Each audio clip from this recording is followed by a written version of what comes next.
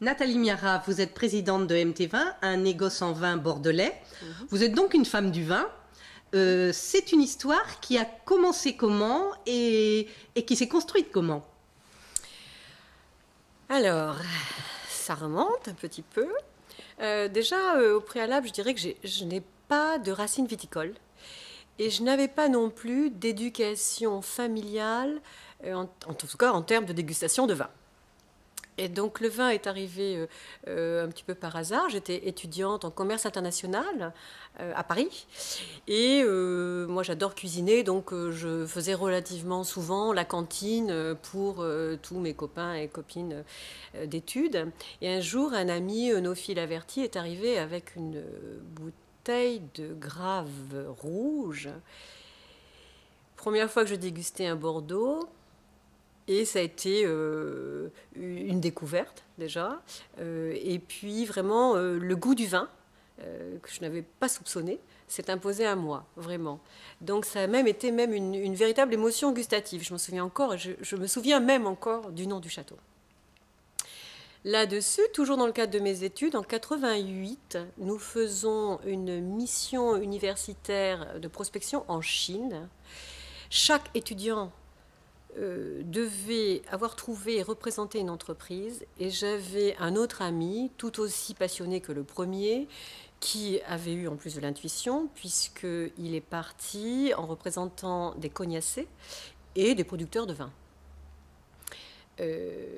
Et à l'époque, les Chinois n'avaient pas beaucoup d'intérêt pour le vin, en revanche pour le cognac. Et donc on s'est retrouvés avec un nombre très important de bouteilles de vin que l'on s'est mis à consommer le soir dans les chambres d'hôtel. Parce qu'il faut bien imaginer qu'en 88, la Chine de Deng Xiaoping s'était ouverte depuis uniquement 6 ans. Et c'était un peu le couvre-feu le soir.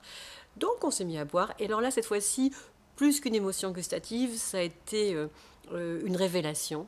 Je me suis dit que dorénavant, ce serait le produit que je voudrais un jour vendre à l'international, tant pour le plaisir évident que ce produit me procurait, je l'avoue, que pour aussi le rayonnement culturel qui s'imposait.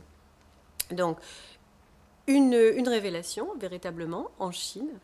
Et puis, je n'ai pas pu rentrer dans le secteur du vin tout de suite après la fin de mes études, puisque mon premier métier fut de fabriquer, j'étais dans la dentelle et je faisais fabriquer de la lingerie féminine dans les pays de l'Est, en Allemagne de l'Est plus particulièrement, à l'époque. Et en 93, pour des raisons privées, je suis arrivée à Bordeaux, donc c'était évident que tout était écrit et que pour moi, je n'avais aucun doute, j'allais maintenant enfin pouvoir travailler dans la filière.